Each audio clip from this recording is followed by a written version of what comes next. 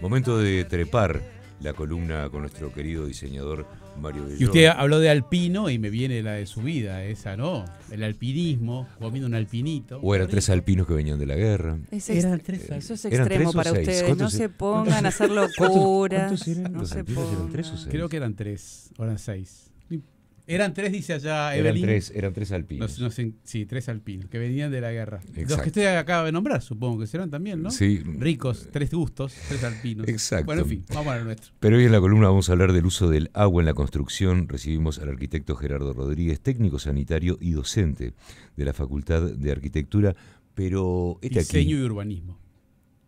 Nunca se olvide porque sí, hay tenés sensibilidades razón, ahí que... No, está bien. Sí. No me gusta, no quiero herir No, sensibilidades. No, por eso, para no herir sensibilidades, también esta columna. Tiene una presentación. Ahí va. Este espacio es presentado por MC3 para sus placas cementicias Aquapanel y sus placas de yeso Knauf. MC3 Materiales para la obra seca. Los espera en su nuevo local de San Cono 30, Paso Carrasco.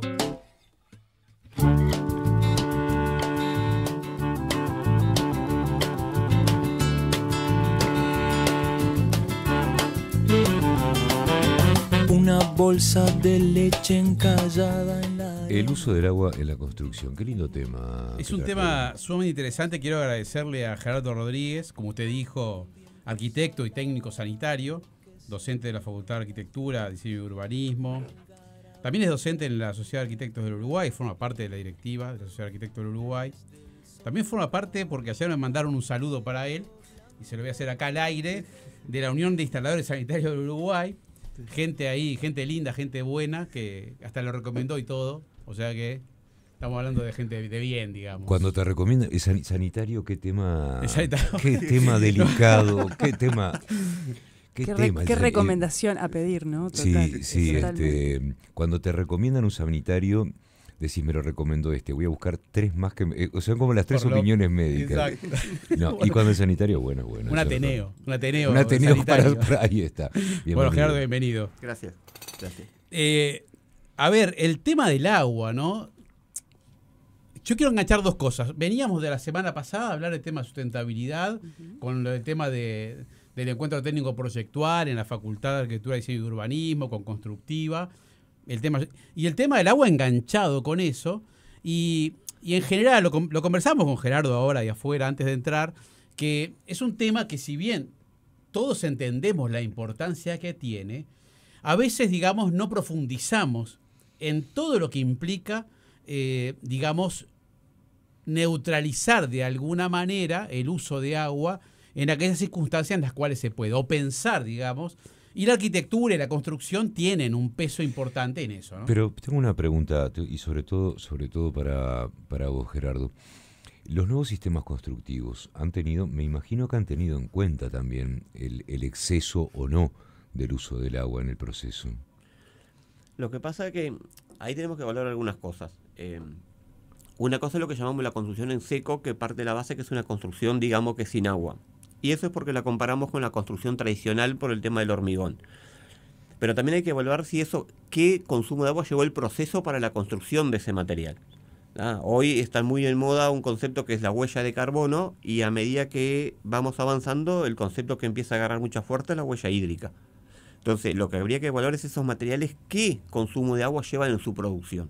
Pero eso a veces hay que tener cuidado cuando hablamos de construcción en seco como algo espectacular, porque no usa agua en la construcción, pero hay que tomarlo con un poco de cuidado. Y a la hora de construir, ¿qué es lo que pasa con la calidad del agua o la clasificación del agua que usamos? Cuando te estoy hablando de la clasificación del agua que usamos, es que muchas veces vemos camiones, por ejemplo, de limpieza de las ferias, creo que son, que dicen, este vehículo no lleva agua potable o es agua no potable, ¿tá? Porque ¿qué pasa? Uno siempre tiene la imagen del obrero con su baldecito negro abriendo la canilla, que es la misma agua que usamos para cocinar, para tomar, para hacer el mate, bla, bla, bla, usada en la construcción. Pero no es una imagen falsa, justo lo estaba hablando con Mario recién. Cuando tuvimos la crisis del agua en el 2023, en la construcción casi colapsamos por cuando el agua empezó a ser salobre. Y se ve que recién ahí nos dimos cuenta que usábamos agua potable en la construcción. Entonces, ahí fue que empezaron a surgir las alertas. Y creo que la construcción tiene que pasar a evaluar justamente ese tema de usos, ¿no?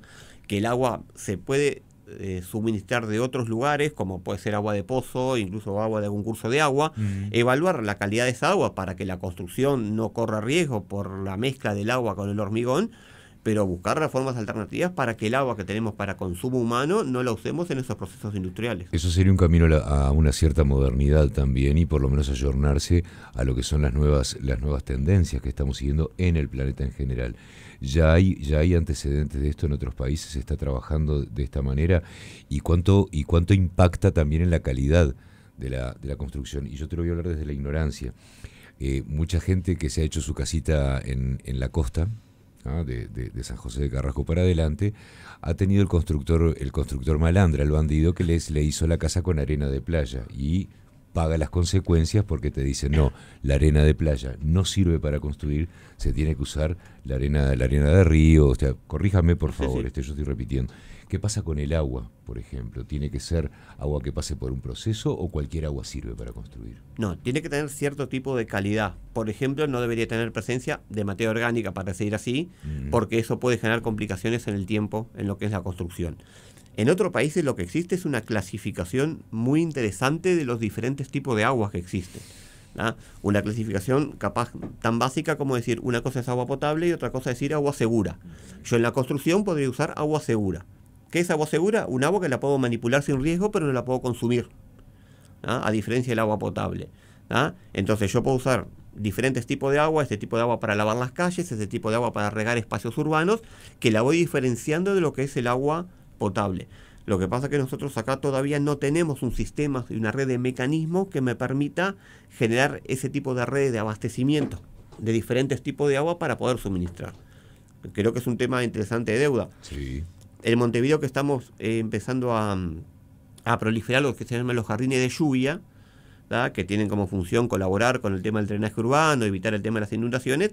También sería una buena solución que esos lugares donde acumulamos, laminamos agua, bueno, que esa agua también se use para otro tipo de usos urbanos y no siempre ir al agua potable. Justo le decía Mario, en uno de mis trabajos, por ejemplo, en una obra que hicimos ahora, yo prohibí que se usara agua potable para una limpieza de una fachada. Tenían que traer agua de otro tipo de calidad porque no era aceptable el tema, ¿no? Entonces, me parece que nos falta toda esa cultura. El agua en Uruguay es un producto asequible, o sea, tiene un costo bastante accesible para la población y está bien porque es un mandato constitucional. Pero eso también hace que a veces no validemos ese costo en lo que son los impactos del consumo excesivo del agua y los riesgos que eso lleva cuando va a los cursos de agua y nos genera ciertos tipos de impactos ambientales. Claro, porque tiene que ver también, no solamente, digamos, con el uso específico del agua, sino también de cómo descartamos esa agua, digamos, todo el trayecto que tiene de esa agua desde que llega al lugar donde yo la consumo, la transformación que sufre en el camino, de lo que consumo y qué es lo que estoy largando yo a la red de saneamiento, que termina, obviamente, ¿no? Sale, como decíamos hoy, sale de Santa Lucía y termina en el Río de la Plata. O sea, nosotros tenemos muy incorporado hoy la separación de los residuos. O sea, no nos sorprende separar cartón, separar plástico, separar vidrios. Bueno, tenemos que empezar a encaminar, a validar los diferentes tipos de agua que generamos, tanto a nivel domiciliario como a nivel industrial, porque cada agua se trata de forma diferente y se puede reutilizar de forma diferente. Y hay ahí algunas estrategias, ¿no? Porque ahora conversábamos afuera, digamos, porque, a ver, resulta bastante interesante el tema del agua cuando uno empieza a meterse y a profundizar en qué significa, digamos. Un ejemplo nada más. Un vaso de agua que pueda tener algún tipo de contaminante puede dejar a una familia sin ir a trabajar 2 días, a 3 chiquilines sin ir a la escuela y a generar una problemática. Entonces, problemática de salud.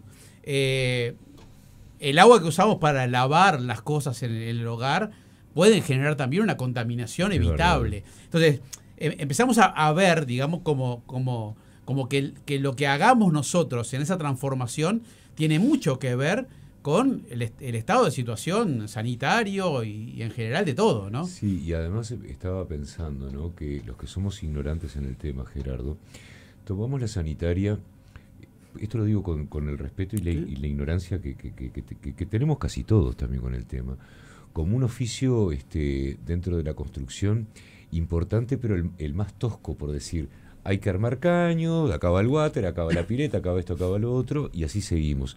Y sin embargo, por otro lado, pienso que quizás en el camino que está tomando el mundo, en lo que tiene que ver con el cuidado del agua, con el reciclaje del agua, con cuánta agua tiramos también, porque uno hace un pichicito en un water y tira la cadena, porque tiene que hacerlo, está bien, claro. Pero cuánta agua se va atrás de eso. Y me imagino que tu oficio o el conocimiento que tú tenés de este oficio en los últimos tiempos ha avanzado muchísimo para decir, bueno, solucionemos estas pequeñas cosas que obviamente lo que van a hacer es cuidar un elemento precioso para la humanidad, como es el agua. Bueno, tenés un tema que ahora en la zona este, digamos, está haciendo mucho ruido. En el gobierno pasado se habló lo famoso, creo que 61 ciudades que se iba a hacer los sistemas de saneamiento, que ahora lo bajaron a 24, y eso provocó que en ciertos lugares hubiera cierta movida social, porque en vez de preferir sistemas de colectores con todo lo que implica eso, de levantar calles y toda infraestructura, de empezar a apostar a sistemas basados en la naturaleza. Entonces desde el CUR en Rocha hay una apuesta muy fuerte sobre eso. Justo le comentaba a Mario, este año hicimos con estudiantes una visita a Punta del Diablo haciendo relevamiento de sistemas naturales, de forma de evaluar otros sistemas alternativos de saneamiento, que obviamente que en una densidad como Montevideo los sistemas de colectores es lo adecuado porque no tenés forma de solucionar de otro sistema. Pero a veces los servicios del Estado demoran tanto en llegar en algunos lugares que debemos ir a la técnica que tenemos los técnicos sanitarios y los arquitectos y buscar solucionar los sistemas de saneamientos en otros lugares. Porque lo que decía Mario recién, los temas de enfermedades son tal cual, o sea, personas que viven en sistemas no solucionados de saneamiento provocan faltar a la escuela, faltar al trabajo, si estás en caja cobras menos, tenés un subsidio, pero si sos en negro no tenés ingresos, eso aumenta las inequidades en la población. Entonces tenemos que empezar a evaluar esa forma de gestionar el agua. Y a nivel urbano, por ejemplo, lo que se está haciendo es que cuando hacemos sistemas de colectores nuevos, los hacemos como sistemas separativos. Sacamos el agua de lluvia de los colectores. Porque ¿qué nos pasaba con el agua de lluvia? Cuando la mezclo con las aguas negras, pasa a ser toda agua contaminada. Aumenta la cantidad de recursos para tratarlas, aumenta la cantidad de agua que tengo que tratar, aumenta el impacto ambiental. Entonces son herramientas que tenemos que empezar a tratar cuáles son los diferentes medios como técnicos para resolverlo. Les propongo ir a una pausa. Sí. Estamos en la columna, estamos hablando del uso del agua en la construcción y además de estar con nuestro diseñador, el señor Mario Bellón, estamos con el arquitecto Gerardo Rodríguez, técnico sanitario y docente de la Facultad de Arquitectura, Urbanismo y Diseño. ¿Qué tema el tema del agua realmente? A veces me da la sensación de que es un tema que lo concientizamos o cuando estamos en sequía o cuando aparece el Aedes aegypti o digo a nivel ciudadano, sí, estoy popular, diciendo, ¿no? Popular. Sí, a nivel doméstico empezás a tener recaudos que después pasan esas crisis. Exacto. Y te vas olvidando, hay que tratar de no olvidarse. Exacto. Estábamos recibiendo un mensaje de un oyente que comenta que recibió familiares de Alemania hace años y que absolutamente escandalizados estaban porque el agua para el water y la ducha era potable, ¿no? Y estábamos hablando de eso en la tanda, distintos usos que en algunos lugares tienen con el agua, que acá potable para todo, ¿no? Yo le comentaba a Mario que tengo una amiga que vivió en Mozambique, en una ciudad, no me acuerdo el nombre, pero que en la zona que ella vivía, un edificio de 5 pisos, no tenían red de agua. 2 veces por semana iba la OCE de Mozambique a rellenar los tanques de agua del edificio. Claro. O sea que si ellos no cuidaban el agua y le tocaba el martes reponer el agua y el lunes de tarde se quedaban sin agua, olvídate. O sea, no. En realidad la sequía, nosotros en realidad no nos llegamos a quedar sin agua. O sea, eso no nos pasó. Nosotros no dejamos de bañarnos y no dejamos de tirar la cisterna. Hubo un efecto de como una privatización del agua potable, donde los que ya consumían agua embotellada lo siguieron haciendo, los que pudieron comprarla compraron, y los que no tienen recursos el Estado se la subvencionó. Entonces no hubo ese impacto. Yo me acuerdo cuando era chico de que hubo una sequía que teníamos los cortes programados de UTE, por ejemplo. ¿Te acordás? Sí. No llegamos a ese nivel. Entonces que eso tampoco no nos sacudió tanto, me parece, en el sentido de la sequía. Sí, ahí también, digamos, yo siempre pienso que tenemos estrategias muy blandas con el tema del uso del agua a nivel de la reglamentación. Me parece que, digamos, a pesar de que pasamos la pandemia, y que pasamos esa crisis hídrica y que hicimos un poco de conciencia, digamos, de la importancia de cuidar el agua, Hoy seguimos viendo, digamos, en los edificios, el lavado de las veredas, el barrido de la hojita con el agua potable. Y creo que ahí hay como una actitud un poco displicente de parte del Estado en cuanto a ser mucho más rígido con ese tipo de cosas. Porque hay una parte de educación que está vinculada con una regla un poco más firme. Porque si vos no pones las reglas firmes, digamos, y vos tratás, digamos, lo haces en tus cursos, lo haces en lo que vos haces, de que la gente tenga conciencia, use menos, reuse el agua. Pero si vos haces eso y lográs, no sé, evitar el uso de 200 litros de agua, pero por otro lado tenés un señor o una señora que te tira 500 o 1000 litros barriendo hojitas, entonces, digamos, ahí hay como una cosa que parece como que no está bien. Entonces, digo, un poco por ese lado también creo que hay que hacer conciencia y empezar a apretar un poco en reparar las cosas y a su vez, digamos, empezar a presionar un poco para que no se use el agua potable para barrer la vereda, ¿no? Pregunto, ¿habría que legislar sobre el agua? Sí. Pero cuando te estoy hablando de legislar posta, ¿no? Sí, yo siempre comento en los cursos que nosotros no tenemos los incentivos, antes de legislar no tenemos los incentivos como existe a nivel de eficiencia energética, ¿verdad? Donde el ministerio tiene muchas líneas y muchos programas de financiación y subsidio para lograr sistemas a nivel de eficiencia energética en lo que son las empresas, incluso en los hogares. Esos incentivos no existen incentivos para que yo bloque sistemas de doble descargas o sistemas automáticos o temporizadoras en los programas, no hay ni exoneraciones fiscales ni nada por el estilo. O dos redes. Dos redes, la red del baño, la red del jardín y la red de las piletas. Exacto. Existe capaz que algo ahí, por ejemplo, algún indicador, si presentas algún proyecto en Comap, que te pueda validar este tipo de estrategias como indicador para el proyecto de inversión. Después además tenemos reglamentaciones de mucho tiempo en lo que tiene que ver con el Código de Aguas, que es del año 79, que ahora está en revisión, ¿verdad? Por lo cual tenemos normativas del uso del agua que se debería actualizar y bastante. Respecto al tema del trabajo que vos haces, aparte, digamos, de trabajar en la actividad privada, digamos, con tus cosas, también tienes una actividad importante, tanto como docente en la facultad como en los cursos que haces también en la Sociedad de Arquitectos. Comentá un poco por dónde van esos cursos, a quiénes van dirigidos. Bueno, en el caso de la Sociedad de Arquitectos supongo que va dirigido a profesionales, sí, para tener un poco más de conciencia. ¿Por dónde van esos cursos? Empezando un poco por el final, el curso se llama Gestión del Agua, ¿verdad? Tiene una modalidad que es un curso opcional que lo estamos dictando en este momento en Facultad de Arquitectura para estudiantes normalmente de segundo o tercer año que aprueban la materia de acondicionamientos, la vieja cátedra de sanitario que teníamos en facultad. Y tiene uno específico para arquitectos que se da en la Sociedad de Arquitectos. Este curso viene de hace muchos años, cuando se daba uno que se llamaba Saneamiento Ecológico en Ceuta, pero básicamente solamente enseñábamos a hacer humedales y empezamos a incorporar conceptos más transversales y hoy se incorporó una pata de lo que es la Unidad Curricular de Conocimiento Artificial 1, donde viene a ser la parte de gestión del agua dentro de educación. También se está vinculando el curso con programas de extensión y con programas de investigación desde la cátedra. La idea de este curso es, tanto los arquitectos como los estudiantes, explicarle cuáles son todos los contextos del agua, tanto a nivel macro, de lo que comentábamos, de que yo gestionando bien los residuos de mi casa, yo colaboro con disminuir el impacto en los cursos de agua que hay a nivel urbano, como trabajar a nivel territorial, de que si voy a hacer un complejo de viviendas que voy a impermeabilizar terreno, bueno, tengo que gestionar esas pluviales para que no me generen impactos urbanos, para que no me erosionen playas, como también a nivel dentro del predio, cómo puedo gestionar las diferentes líneas de agua, aguas grises, aguas negras, usar sistemas basados en naturaleza, o si tengo que vincularme con un colector, buscar la mejor forma de aprovechar. Si puedo reaprovechar las aguas grises, espectacular, si puedo reaprovechar las pluviales, espectacular.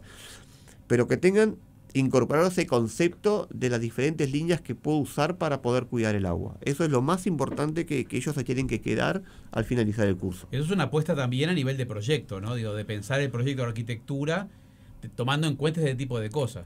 En la parte, digamos, de impermeabilización de las zonas que se edifican, digamos, se ha estado investigando sobre el hormigón permeable, por ejemplo, de que pueda ser una alternativa para el uso, digamos, de estacionamientos o de pasaje de gente, de un material que permita que el agua siga corriendo, digamos, y esa es una estrategia. O sea que hay estrategias también desde el punto de vista del proyecto, y también, bueno, lo que decís, de repente de poner algunas alternativas del uso que estén pensadas ya desde el proyecto arquitectónico, porque a veces después es complicado, si vos no lo haces de antemano, de repente intervenir en la obra construida. O sea que siempre es bueno pensarlo de antemano. Sí, lo que tienen las instalaciones sanitarias tiene esa complejidad. Modificarlas es muy complicado. Pero hay varias estrategias. Yo ya nombré los jardines de lluvia. Si uno pide en la intendencia, le da absolutamente todos los recaudos y los detalles constructivos para hacerlo y lo permite hacer en la vereda, por ejemplo, por lo cual es un elemento que se puede incorporar a lo que es el proyecto arquitectónico y usarlo para gestionar lo que son las pluviales, ¿no?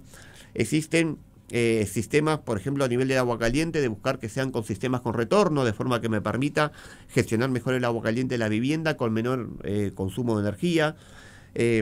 Existen, bueno, los sistemas que me permiten ahorrar diferentes tipos de agua, sistemas tipo domótica que me permitan regar en los momentos que realmente la planta necesita riego, ¿no? O sea, yo no voy a regar 2 o 3 días después que llovió, capaz que no tengo por qué regar. Hay sistemas que reconocen la humedad del terreno y me lo automatizan. O sea, hay muchas herramientas a nivel arquitectónico que las podemos incorporar ahora y de esa forma poder seguir cuidando el recurso. Excelente. Había una última ahí que te diría en medio del minuto, que estábamos conversando, que es el agua ozonificada, ¿no? Sí. El H2O3. Sí, existe, es un producto nuevo en el mercado, que es básicamente limpiar con agua. Se le incorporan al H2O 2 moléculas más de oxígeno, pasa a ser H2O3. Eso pasa a tener un poder de limpieza muy, muy fuerte. Es relativamente volátil, o sea, si yo lo hago en un balde, tengo 2 horas para usarlo. Si lo uso en un frasco, tiene 4 horas. Pero tengo conocidos que lo usan en su lugar de trabajo y están maravillados. Una anécdota cortita: una tuvo que poner un perfumador esos de ambiente porque la gente se les quejaba que se le había ido el olor a limpio, porque había dejado de usar productos de limpieza. Un ahorro más o menos $5.000 por mes en producto de limpieza. Bueno, me voy a comprar uno, tranquilo. ¿Cómo era eso? Vamos Agua ozonificada. Después les pasamos los piques. Pásenos los piques, por favor. Porque bueno. Porque además habló del poder de limpieza. Prefiero mejor limpieza que buen olor. Exacto. Y aparte lo que estamos tirando es agua. Claro. O sea, lo que estamos descartando es agua. Sin productos químicos. Sin productos químicos. Es muy interesante lo que... la verdad me encantó esta columna, Marius. Todas me gustan, pero este tema es un tema que a todos... Que a todos nos interesa y que tendríamos que tener mucho más conciencia.